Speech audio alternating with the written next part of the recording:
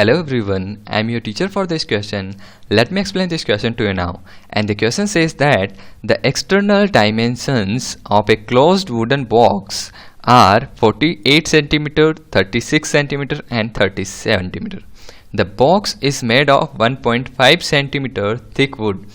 How many bricks of size 6 centimeter into 3 centimeter into 0.575 centimeter can be put in this box? हमें क्या है, एक wooden box दिया गया है जिसकी डायमेंशंस हमें दी गई हैं और उसकी थिकनेस हमें दी गई है और जो ब्रिक्स हैं उनकी साइज़ दी गई है हमें कि जो ब्रिक्स की डायमेंशंस दे दी गई हैं. अब हमें क्या निकालना है कि उस बॉक्स में हम कितनी सारी ब्रिक्स रख सकते हैं.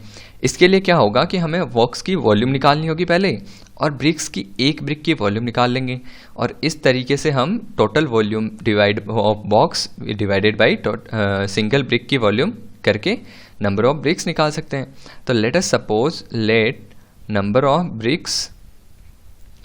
ब्रिक्स क्या है is equal to capital N है. अब हम क्या करते हैं, पहले वॉल्यूम ऑफ बॉक्स निकाल लेते हैं. तो वॉल्यूम ऑफ बॉक्स क्या होगा, जो हमें वॉल्यूम कौन सी काम में आएगी, जो अंदर इनसाइड जो वेकेंट है, यानी कि हमें ये जो आउटर डायमेंशन है इससे हमें पहले इनर डायमेंशंस निकालनी होगी. तो जो लेंथ इनर होगी वो क्या हो जाएगी, length outer minus 2 times thickness of the wood. क्यों, क्योंकि जो वुड होती है वो दोनों साइड होती है बॉक्स के, तो 2 टाइम्स उसकी थिकनेस हमें माइनस करनी पड़ेगी. तो आउटर 48 है minus 1.5 into 2 that is 45 centimetre. Similarly breadth क्या हो जाएगी इसकी, वो हो जाएगी 36 minus 2 into 1.5 that is 33 centimetre. Similarly जो हाइट हो जाएगी वो हाइट हो जाएगी 30 centimetre minus 3 that is 27 centimetre. अब हम क्या करेंगे, इस जो बॉक्स है वुडन बॉक्स है उसकी इंटरनल वॉल्यूम जहां हम ब्रिक्स को रख सकते हैं वो निकालेंगे. वो क्या हो जाएगी 45 मल्टीप्लाइड बाई 33 मल्टीप्लाइड बाई 27. तो ये क्या होता है, ये हो जाएगा 40095 सेंटीमीटर क्यूब हो जाएगा. अब इस वॉल्यूम में हम क्या कर सकते हैं, ब्रिक्स को रख सकते हैं. तो हम एक सिंगल ब्रिक की वॉल्यूम निकाल लेते हैं. वो क्या हो जाएगी 6 इंटू 3 इंटू 0.75 और ये किसके इक्वल होता है, ये होता है 13.5 सेंटीमीटर क्यूब.